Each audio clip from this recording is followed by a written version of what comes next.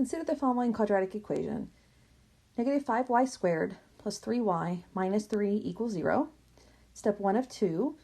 Find the values of a, b, and c that should be used in the quadratic formula to determine the solution of the quadratic equation.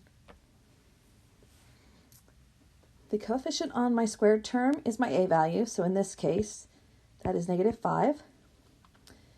The coefficient on my x term, or y term, is my b value. In this case, that's 3. And then the constant term is my c value, which is negative 3. Step 2 of 2, use the discriminant b squared minus 4ac to determine the number of solutions of the given quadratic equation. Then solve the quadratic equation using the formula y equals opposite of b plus or minus the square root of b squared minus 4ac all over 2a. So again, a is negative 5, b is 3, c is negative 3. B squared is going to be 3 squared minus 4 times a, which is negative 5, times c, which is negative 3. 3 squared is 9. Negative 4 times negative 5 is 20. 20 times negative 3 is negative 60. 9 minus 60 is negative 51. So that's my discriminant. Since it's a negative value, that means I'm going to have two non-real solutions. Here we have a repeat of our a, b, and c values.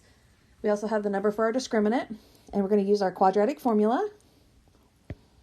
So y equals the opposite of b, which is 3, plus or minus the square root of b squared minus 4ac, which we determined was negative 51, all over 2 times a, which is negative 5.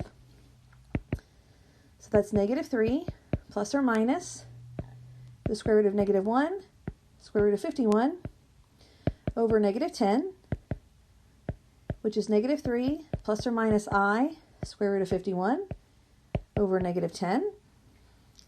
And since we have a negative over a negative, that becomes a positive.